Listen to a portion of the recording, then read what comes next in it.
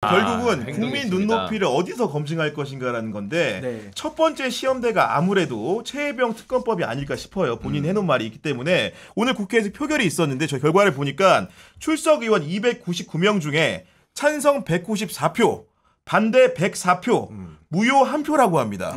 근데 이게 숫자가 약간 좀 생소하게 느껴지는데 저만 그런 거 아니겠죠, 평론가님? 그러니까 지난번에는 안철수 혼자 이제 반대를 했잖아요. 그러니까 그거는 이제 재결이 아니라 그 1차 투표였으니까. 그 굳이 그렇게 본인이 안 해도 되는에도 불구하고 그러니까 이거 지금 108명 중에서 지금 오늘 근데 다 나왔나요? 전원이 그러면은? 보니까 이제 한 명이 출석 안 한 걸로 돼 있는데 299명이 출석이거든요. 299인데 네. 국회의장 빼고 다 온 거 아닌가 그러면은? 아 그렇게 보이네요. 숫자상으로는. 그러니까, 숫자상으로 네. 그러니까 다 온 거잖아요. 그러니까 국회의장 빼고. 그러니까 108명 중에서 지금 104명만 찬성을 하고 무효가 한 표고. 무효가 뭐지? 무효가 네. 2표 아니에요? 무효가 한 표로 되어 있습니다. 제가 무효 기사를 한 표? 확인해 보니까 한 표고 찬성이 194표예요. 네. 찬성이 194표. 네. 그러면 원래 국회의장 빼고 192명 중에 191이 돼야 되는데 찬성이 그러면 3명이 더 그렇죠. 온 3명이 거예요. 옮겨온 거죠. 어디선가. 그러면 네. 안철수 빼고 2명이 더 온 거예요. 그러면은. 그러니까 이거는 의미심장한데 그러니까 지금 약간 흔들리고 있다 국민의힘도. 그러니까 사실은 이게 무한 루프잖아요. 지금 나 호러물 그렇죠. 보는 것 같아. 이제 될 때까지 하는 될 겁니다. 때까지 네. 3년 내내 민주당은 이제 또 할 거야. 남은 2년 9개월 동안 또 이제 또 발의하고 일종의 이제 호러물을 이거를 이제 끝내야 된다라는 약간 국민의힘에 이런 분들이 있는 것 같은데 한동훈은 오늘 이거 당론으로 사실상 정했잖아요. 이거 부결이다. 민주당 거는 반대다. 그럼에도 불구하고 이탈표가 있다. 이탈표가 2명, 3명이 나왔다라고 하는 거는 몇 번만 더 해보면 될 것 같은데. 두 번만 더 더 되는 해보면. 거예요. 예. 여하간 정말로 의미심장하게 지난번보다 표수가 많아져서 과연 누굴까 굉장히 궁금증을 자아내고 있는데 혹시 그 신인규 그 대표 같은 경우에는 전 직장이 국민의힘이잖아요. 친정이죠, 친정이잖아. 네. 어떤 사람들이 좀 이렇게 움직였을까요? 그러니까 이게 무기명의 힘이라고 저는 봐요. 그러니까 누군지 알 수가 없기 때문에 이탈표가 나오는데 전 이탈표라고 표현 안 하고 소신표라고 저는 표현해드립니다. 소신 있는 분이 2명에서 3명. 갑자기 소신 사람 2명 떠올랐어. 아니 우리가 그 G.O.D의 촛불 하나라는 노래 기억하실 거예요. 촛불이 하나가 되고 2개가 되고 4개가 되면서 세상이 밝아지는 거 아니겠습니까? 네. 그래서 저는 요거 이제 8표만 넘어가면 되는 거기 때문에 한 번 더 해볼 용기가 생긴다. 계속 해야 됩니다. 흔들어야 되는 거고 이게 전당대회의 여파가 분명히 있었을 거예요. 그러니까 반 한동훈 내지는 뭐 반 윤석열 중에 누군가가 어쨌든 수 틀리니까 난 단일 대우 안 하겠다라면서 이탈표로 온 거거든요. 나경원, 윤상현은 아니겠죠? 뭐 누군가는 누군지 모르지만 근데 저는 중요한 게 뭐냐면 한동훈의 논리에 맹점이 있어요. 그게 뭐냐면은 왜 제3자 특검을 못 받냐, 왜 정쟁이다라고 이걸 지금 표현을 하고 있는데 한동훈 당시 검사가 갔던 박근혜 최순실 특검이 야당 추천 특검의 전형적인 케이스거든요. 그러니까 야당 추천 특검을 거부를 하려면은 자기가 어떤 논거가 있어야 되는데 본인 스스로 그 특검팀에서 컸기 때문에 이 야당 추천 특검을 사실은 반대할 명분이 많이 약하다. 그러니까 제3자가 추천해야 공정하다라는 말이 잘 안 먹히는 겁니다. 그래서 저는 아마 앞으로도 민주당이 뭐 양보할 생각은 없을 거기 때문에 전 자꾸 두드리면 열릴 것이다. 자꾸 들이 열리면 된다. 네. 전 개인적으로 약간 국민의힘 법사위에 있는 사람들 중에 얘기를 좀 들어보니까 찬성하지 않았을까 싶은데 왜냐면은 전혀 의심받을 수 없잖아요. 왜냐면 법사위에서 그렇죠. 일단 싸웠고 근데 이제 본인들도 법사위에서 가장 그 얘기를 현장에서 듣다 봤으니까 이건 좀 아닌 것 같아. 특히나 유상범 의원 같은 경우에 산부 없어요? 근데 들었잖아. 그러니까 이거는 좀 궁금. 갑자기 깨달음이 온 거야. 깨달음이 쫙 온 거지. 그러니까 결국 한동훈 대표가 사실은 이번에 그 전당대회 레이스를 시작을 하면서 본인이 선언한 게 그거잖아요. 제3자가 추천한 특검을 하게 되면 수용 가능성이 있다는 식으로 열어뒀기 때문에 그 이후에 지금 표결 표심이라는 게 어떻게 밝힐지 모르는 상황 아닙니까? 그러니까 근데 이런 건 있는 것 같아요. 그러니까 결국은 이 국힘이 그 의원들까지 다 움직이려면은 선거가 있어야 돼요. 선거가 있어야 되는데, 그러니까 저는 이게 빨리 안 될 것 같아요. 빨리 안 통과될 이유가 뭐냐면은 올해 10월에 이제 보궐선거는 있는데 이거는 굉장히 소규모고 네. 호남 쪽에서 뭐 시의원이라든지 막 이런 게 열린단 말이에요. 그러니까 여기는 민주당하고 조국혁신당이 관심이 있는 선거지 국힘은 관심이 없는 선거예요, 사실상. 그러니까 내년 이제 4월 보궐선거가 이제 한동훈의 어떤 생명이 걸린 거라 보면 시험되고 네. 저는 여기서 참패를 하면은 한동훈 날아갈 수도 있다고 봅니다. 그러니까 왜 그러냐면은 예전에도 뭐 2011년에 뭐 홍준표도 날아가고 뭐 보궐선거 안 좋으면 이번에 최근에 김기현도 날아갔잖아요. 그러니까 한동훈을 흔들고 싶은 사람들은 그거를 이제 기회로 삼으려고 할 거란 말이에요. 그러면은 지금 당장 한동훈이 급하진 않아요. 사실은 이거는 한 선거 얘기가 나오기 시작하는 11월, 12월 뭐 요때쯤에 사실은 천천히 그러니까 그 자기 플랜은 머릿속에는 그렇게 그려져 있지 않을까 그러고 또 하나는 윤석열 대통령의 임기가 올해 11월 10일이 되면은 딱 절반이에요. 2년 6개월. 이제 절반이요? 예. 왜 그래? 아니, 그러니까 5월 10일에 시작했으니까 6개월 더하면 11월 10일이잖아요. 이게 그러니까 상징적인 건데 꼭 뭐 그 숫자가 맞아 떨어지지 않아도 쉽게 얘기하면 정점을 찍고 이제 내리막길로 반환점을 논다 아니면 이제 서서히 내려온다라는 의미예요. 그러니까 다른 어떤 대통령보다도 레임덕이 빨리 올 것 같아요, 윤석열은. 그러니까 그 정도면은 이제 당에서도 좀 붙어볼 만하다. 사실은 이제 더 이상 끌려다닐 수 없다라는 기류가 물밑에 있다라고 한다면 그때는 수면 위로 올라올 가능성, 선거를 이제 앞두고. 그래서 저는 지금 당장 이를테면은 뭐 특검에 막 협조를 한다든지 아니면은 뭐 이제 막 굉장히 빠르게 뭔가를 이렇게 그 자기네 세 번째 그러니까 자기들의 안을 만든다든지 이제 일종의 약속대련처럼 추경호가 난 못해. 그러면 왜 아무튼 이러고 지들끼리 막 싸우고 이렇게 그런 모습이 한두 달 연출될 것 같아요. 제가 보기에는. 아니 근데 저는 아까 그 본회의를 보면서 왔는데 국민의힘의 뭐 주진우 의원이나 곽규택 이분들이 다 검사 출신들인데 맞아요. 막 특검법에 대해서 위헌성이 있다 막 설명을 열심히 해요. 근데 제가 정말 중립적으로 들어보려고 노력을 했거든요. 네, 제 최대한. 편견을 빼고. 근데 아무리 들어도 설득이 안 되는 거예요. 제가. 왜냐하면 인제 와가지고 할 말이 없으니까 이건 뭐 다 조작 사건이다. 그러니까 마치 권성동 의원이 아침에 총대 들면서 또 지금 뭐 보도 이제 그 JTBC부터 제보자들 뭐 멋쟁이 해병방을 제보자를 공격하는 그 논리와 매우 유사한 스탠스를 가지고 있어요. 그러다 보니까 국민들이 보시기에는 아니 이게 무슨 조작이고 이거는 얼토당토한 얘기고 쭉 흐름 있게 우리가 지난 1년 동안 국민들이 봐오신 게 있잖아요. 그렇죠. 근데 그 시점을 다 뒤섞어가지고 지금에 와서 이건 애초부터 다 짜고 치는 거였어. 이게 안 통하는 거예요. 그러니까 국민들 보시기에는 좀 빨리 좀 털자. 이게 지금 국민들은 되게 많이 바라실 텐데 오늘 특검법 관련해가지고도 이제 보면은 아까 말한 대로 법무부 차관이 스타트를 끊고 그다음에 전직 검사 출신인 주진 의원이 또 이어받고 그다음에 마지막 피날레를 또 검사 출신인 곽규택 의원이 설명하는 방식으로 진행이 됐는데 여론은 여전히 마찬가지예요. 오늘도 보니까 4개 여론조사 기관이 하는 전국 지표조사 결과에서도 최혜병 특검법에 찬성한다는 응답이 58%, 반대하라는 응답이 30%로 여전히 국민의 과반은 이걸 지지하고 있단 말입니다. 그렇죠. 그러니까 지금 그 주진우 의원이나 곽규택 의원이나 다 검사 출신들이 검사 논리, 그러니까 예를 들어 특검이 들어오면은 기존 검찰은 당연히 위축되는 거거든요. 그러니까 마치 자신들의 조직을 보호하기 위한 마치 그 검찰의 여의도지청 같은 그런 느낌의 의원 역할을 하고 있다 보니까 뭔가 나름의 그분들의 의견도 뭐 다 헛소리는 아닐 거 아니에요. 뭔가 이렇게 귀 기울일 내용이 1이라도 있어야 되는데 내용 들어보면 없어요, 내용 자체가. 그러니까 국민들은 물론 민주당이 이렇게 일방적으로 밀어붙이는 거에 대한 반감도 있으시겠지만은 아니 그러면 이 진실을 규명하기 위해서 야당이 추천한 특검, 그동안에 딱 특검 14번 중에 성공한 특검이 딱 2개인데 박근혜 최순실 드루킹 특검 다 야당이 추천했거든요. 전부 다. 당시 야당이. 그 심지어 드루킹 특검은 자유한국당 이름 써 있어요. 그 법안에. 그러니까 이거를 갖다가 이제 와서 우리는 못 받겠다? 이게 말이 안 맞는 거죠. 그러니까 국민을 설득할 논리를 더 개발해 오든지 아니면 빨리 이 사안은 본인들 떳떳하니까 빨리 특검을 수용해서 끝내는 게 오히려 저는 정부 여당에도 도움이 될 거라고 생각합니다. 근데 더 큰 장애물은 사실 국민의힘 내부에서 한동훈 대표가 되기가 무섭게 추경호 원내대표 같은 경우에도 제3자 특검법 추천은 안 된다 이런 얘기했고 심지어는 새로운 지도부에 함께 합류하게 되시는 김재원 최고위원이나 김민전 최고위원도 우리 원내 문제는 원내대표가 하는 거지 당대표가 정하는 게 아니다. 이런 식으로 지금 방어막 치고 있는 거잖아요. 첫날부터. 빨리 윤리위 가동해야 되겠어요.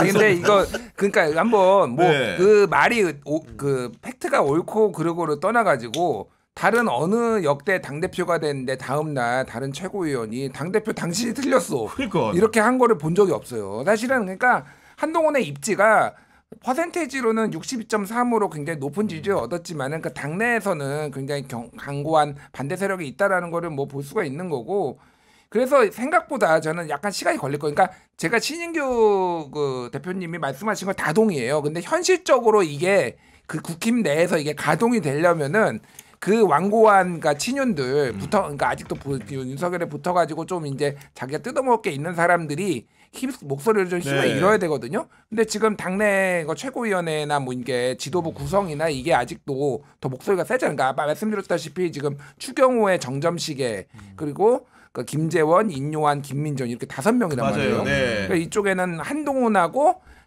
장동혁 그리고 진종호 그리고 지명직 이렇게 쪽수로도 그렇고 한동훈은 원래 의결할 때는 당대표는 원래 빠져 있어요. 그러니까 마지막에 최종적으로 들어가긴 하겠지만 토론할 때는 거의 빠져 있는 거고 그러면은 죄송하지만 진종호는 정치적으로는 거의 이제 도움이 안 되는 사람 거수기고 사실상 네. 뭐 그렇다고 본다면은 그러니까 이제 최고 이제 지명직을 누구를 임명하느냐 그리고 사실은 저쪽으로 누구를 데려오느냐는 또 좀 중요해요. 그래서 제가 결론적으로 얘기하는 거는 생각보다 당원들의 지지는 얻었지만 당내에서 입지가 확고하다라고 보기는 어려워요. 그러니까 권력 투쟁이 당분간 있을 거고 저는 한두 명 10원 케이스로 윤리위기 보낸다고 생각합니다. 그게 그러니까 최고위원 중에 아니라 걸리기만 해봐라. 딱 이거 있잖아. 뭔가 나한테 반기를 든 사람이 구체적으로 드러나면 예를 들면은 뭐 이철규라든지 그러니까 아주 예예요. 108명 중에 한 명의 예입니다. 예를 들면은 걸리기만 해봐라 하면 네. 한 명 보내서 그러면 뭐 탈당시켜버리는 거 제명해버리는 거예요. 뭐 그런 식의 좀 강한 수가 초반에 나올 수도 있을 것 같아요. 제가 보기엔. 아니 근데 저는 거듭 생각을 해도 한동훈 대표가 여하간 초두에 선거에 나오면서 이거를 국민의 민심인 것처럼 제안을 해놨잖아요. 제3자가 특검을 하는 거에 대해서 그러면서 뭔가 물꼬를 텄다는 설명도 많이 했고 언론한테도 보면은 이견을 좁히는 토론을 하겠다. 뭐 당선 후에 그런 얘기를 했는데 이걸 만약에 그런 수정안을 당내에서도 관철을 대표가 못 시킨다? 이거는 사람들이 봤을 때 이거 야 임마 너 전당대회용이야 임마 이럴 수 있잖아요 지금 그런 거 아닙니까? 예. 그러니까 그 당의 대표라는 게요 완장 찬다고 해서 대표되는 게 아니고요 대표로서 권위 리더십을 스스로 보여주지 못하면 그러니까 그 정치적 내공을 가지고 당내를 장악하지 못하면은 대표면 뭐합니까? 당에서 인정을 안 해주는데. 아니 저는 놀란 게 뭐냐면 김민정, 뭐 김재원 이분들 뭐 다 예상된 거지만은 사실상 인요한 이분도 막 할 말 하시는 분이거든요. 앞으로 이제 이 세 분이 나가서 라디오에 그 공중파들 다 차지하고 매일 아침부터 떠들어댄다. 우리 여기 와서 매일 그 얘기만 해야 될 거예요. 한동훈 또 흔들린다. 이 얘기만 하면 진짜 흔들리다 빠집니다. 그래서 저는 한동훈의 권력 지도를 좀 우리가 볼 필요가 있는데 한동훈을 지지하는 세력은 한 3개로 요약할 수 있는데 매우 취약해요. 첫 번째가 MB계 세력들, 그러니까 MB계의 세력. 남은 네. 세력들. 요거 이제 오늘도 확인할 수 있었던 게 MB계의 입 춘추관장 출신 박정아 재선 의원이 비서실장 됐어요. 그러니까 MB계가 이제 밀고 있고 또 신지호 의원이 그 좌장 역할 좀 맞아. 했잖아요. 예. 그게 있고 두 번째는 검찰의 잔존 세력들. 그러니까 한동훈을 쫓아온 검찰이죠. 그러니까 많은 검사들은 윤석열 대통령 과거 인연 있으니까 밀 거고 이제 신진 검사들은 이제 한동훈 쪽으로 와서 하려는 사람 일부. 뭐 예를 들면 주진우, 뭐 곽경택 이런 사람들일 거예요. X세대 검사들 쉽게 그렇죠. 얘기하면 약간 예. 좀 젊은 검사들. 그리고 마지막이 이제 기회주의 범친윤이거든요. 그러니까 친윤에서 찐윤들은 더 베껴 먹을 게 있으니까 더 윤석열 대통령이 하고 있는 거고 그쪽하고는 같이 못 해먹겠다. 나는 그냥 떠오르는 해로 가겠다. 진은해 버리고 그게 이제 배현진 같은 기회주의죠. 그러니까 이제 기회주의 배현진류 그다음에 검찰의 신진 세력 X세대 검사들, MB의 MB계, 잔존 예. 요게 이제 한동훈을 밀고 있는 그런 형국이에요. 그런 상황에서 당원들 63% 지지받았으니까 우리가 뭐 당을 접수해보겠다.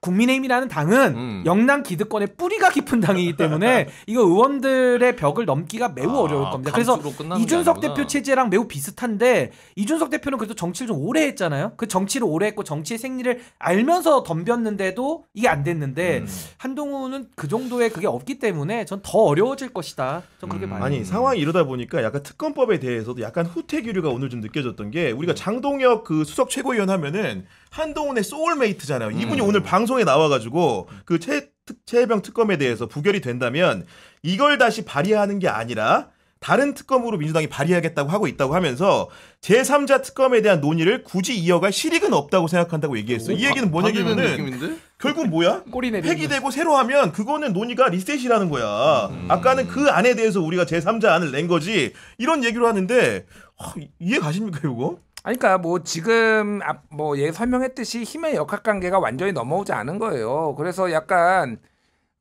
이원석 같다 그런 느낌도 있어요. 그러니까 검찰총장 패싱 이런 거잖아. 수장인데 바지잖아. 약간 한동훈이 62.3 굉장히 좋아라 했지만은 결국은 지금 힘이 완벽하게 장악하지 못했다. 그래서 제가 이거는 한동훈 대표가 좀 생각을 해봐야 되는데 결국은 보수는 힘에 굴복해요. 원래 그 지지자들이나 성향이 그래요. 그러니까 조금 더 권위에 복종하고 그 지지자도 그렇고 의원들도 그렇고 그런단 말이에요. 그럼 뭐 민주당 계열이 조금 더 이제 가치연대 뭐 이런 거 뭐 개파가 더 복잡한 이유가 지들끼리의 이익도 있지만 가치를 좀 중시하다 보니까 그런 게 있잖아요. 결국 힘으로 보여줄 수밖에 없다. 제가 보기에는 뭐 토론 뭐 앞으로 내세운 건 토론 그러지 뭐 토론하면은 당황된다 날 샌다. 일단 윤리위 몇 놈 보내라.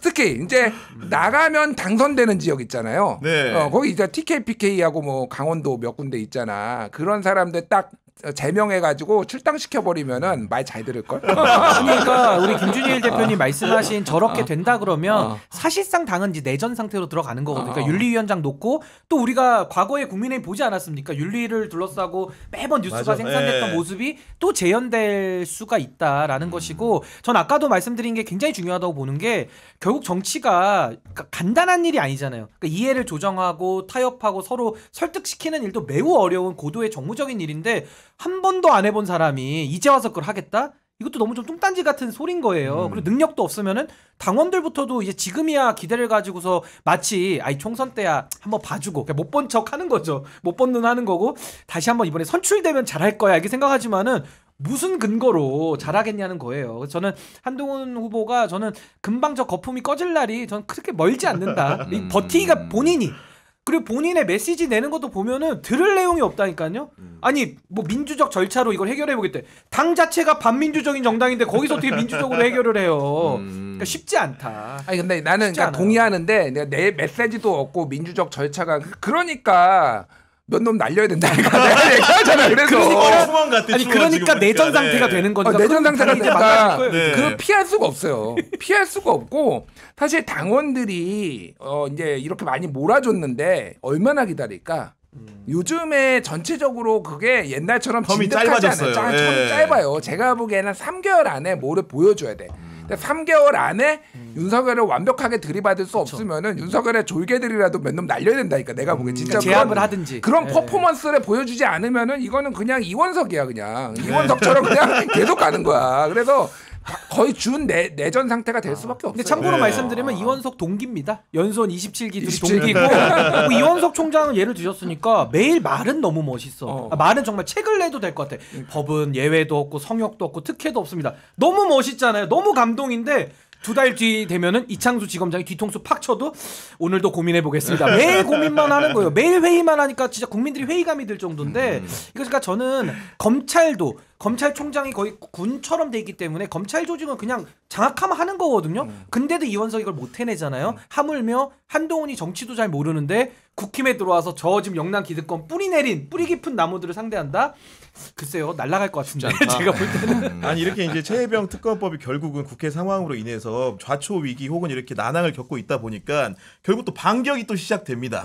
뭐냐면 이제 멋쟁 해병 단톡방 참가 3인이 그 공익 신고자라고 알려진 김규현 변호사를 상대로 허위사실 적시한 명예훼손 혐의로 경찰에 고소장을 집어 넣었더라고요. 진짜 치졸하더라 너무. 뭐 원래 그 보수 정당 국민의힘이 잘 하는 거고 저도 지난 선거에서 2건 국민의힘에 고발당했어요. 아, 진짜요? 네. 하나는 한동훈 명예훼손, 한 건은 공직선거법 위반인데 어저께 공교롭게 2건의 이제 무혐의 불송치 문자가 아이고, 날라왔어요. 네. 선필 규정이죠. 그러니까 아니 뭐 당연한 내용은 당연한 건데 난 그 시점이 너무 공교롭더라고.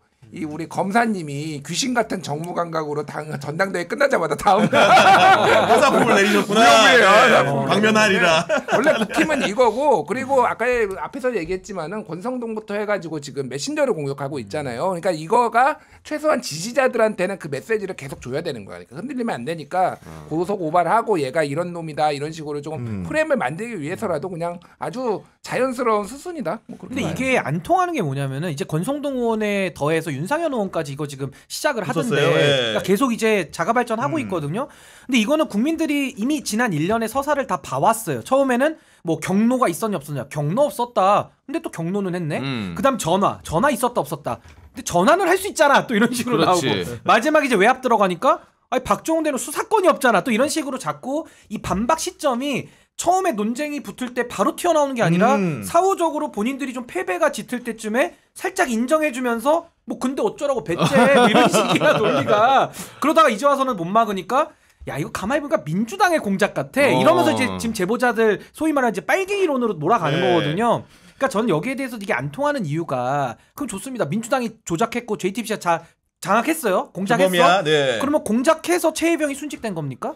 그리고 공작해서 대통령이 외압을 넣은 거예요. 이게 안 맞잖아요. 공작을 했다고 쳐도 뭐 공작하기도 어렵지만 공작한 거랑 대통령이 개인 폰을 쓰면서 이종석 우즈베키스탄 가 있는데 전화한 거랑 무슨 상관 있고 기록 뺏어오라고 민주당이 시켰냐고요. 이게 안 맞잖아요. 그러니까 국민들이 잠깐만 생각해 보면은 저거 헛소리구나라는 걸 느낄 수 있기 때문에 이건 전형적으로 국민의힘이 써왔던 그 빨갱이론 이걸 가지고 그냥 메신저를 죽여버리는 거기 때문에 네. 고소고발 100개 해보세요. 되나 여론은 못 덮습니다. 제가 볼 때는. 근데 그럼에도 불구하고 이런 환경이 조성되면 언론부터도 일단 위축될 수밖에 없는 거잖아요. 그 사이 김규현의 주장을 받아 쓴다거나 민주당이 주장을 받았을 때 이런 국민의힘의 주장들을 생각하지 않을 수 없게 되는 거거든요. 그것도 노리는 효과가 있지 않겠습니까? 뭐 그런 것도 있겠죠. 근데 이제 신인규 변호사님이 정확하게 얘기를 했는데 사실은 요 고소고발은 용도가 일반 국민들을 대상으로 한 게 아니에요. 그러니까 정확하게 지지자들을 대상. 아까 전에 30% 정도가 지금 반대인데 뭐 25에서 30 정도 보통 나오거든요. 네. 이게 더 빠지지 말아라. 무슨 일이 있어도 이거는 공작이다. 이제 콘크리트를 대상으로 그리고 얘기를 한 거고 또 하나는 그러니까 이게 복잡하게 만들어야 돼요. 사건을 심플하게 만드는 게 아니라 복잡하게 만들고 이 얘기 저 얘기를 계속 얹어야지만 헷갈리지. 헷갈리게 사람들이 헷갈리게 이렇게 만드는 그 용도예요. 그러니까 딱 이거 뭐 다른 거로 뭐 이걸로 누가 이거 설득이 되겠습니까? 일반적인 여기 경향 TV 보시는 분 한 명도 설득 안 돼요. 그러니까 솔직히 02에 800-7070 가지고 되게 흥미롭잖아요. 그렇죠. 도대체 누가 전화를 했을까? 근데 그게요. 별로 저부터도 흥미를 못 끄는 게 대통령이 개인 전화를 써가지고 전화도 다이렉트로 하는 마당에 그 800이 누구께 무슨 의미가 있어요? 이미 대통령이 직접 개입한 게 나왔는데, 그러니까 저는 군사법원에서 그것도 나온 거거든요. 그러니까 통화 사실에 대해서 법원을 통해서 조회를 한 거기 때문에 반박도 못 해요. 위조됐다고 할 수도 없어요. 그러니까 저는 지금 윤석열 대통령의 개입설에 대해서 이거는 특검을 통해서 털지 않고서는 진짜 임기 끝나도 임기 때까지도 시끄럽지만 임기가 끝나도 이거는 1번으로 해결해야 될 문제이기 때문에 손바닥으로 하늘을 가리는 것과 똑같다. 가려집니까? 네. 안 가려지지.